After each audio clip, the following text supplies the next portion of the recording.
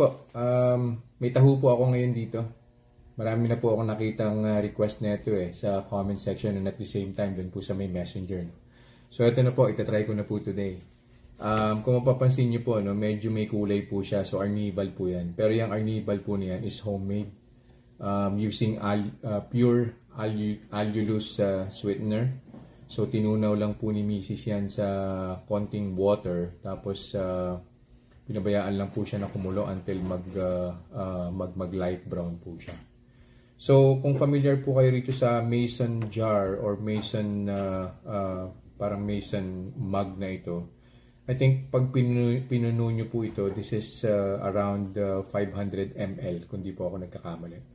So most likely mga 400 ml po ito ngayon at this level. So, nag-baseline na po ako ng blood sugar. 117 po yung baseline ko. Of course, mineasure po natin yan through this CGM. Yung O-time na CGM. Kainin ko po to si Taho. Tapos, babalik po ako after 2 hours and we'll see kung ano po yung gagawin niya sa blood sugar ko.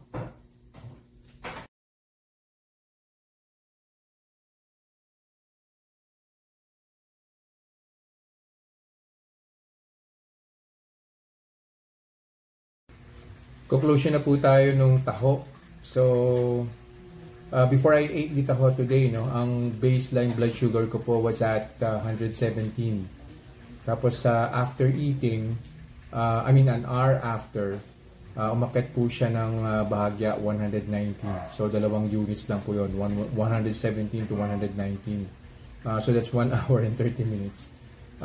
Umakyat pa po siya ng konti, 121. And yun na rin po yung peak. So 117, 119, 121. And then on the final, on the second hour, ang final blood sugar reading po natin is 119. So though hindi naman po niya hindi po siya bumalik niya sa 117, no? Pero after several minutes, mga 10-15 minutes, bumalik na rin po siya na 117. Pag tinignan niyo po yung graph niyan, sobrang flat lang po niyan. Halos hindi niyo po mapapansin yung blood sugar spike. So ang conclusion po natin, wala pong problema kay Taho. Wag lang po kayong gagamit ng arnibal na kasama nung Taho vendor. So sobrang tamis po nun kasi table sugar po yun or baka yung pulang asukal pa po yun. And at the same time, wala rin pong kasamang sago nung kinain ko. So you have to remember, yung pong sago, flour po yan So, hindi po yan po pwede sa mga diabetic. So, yun lang po for this review. I'll see you guys in the next vlog. Bye-bye.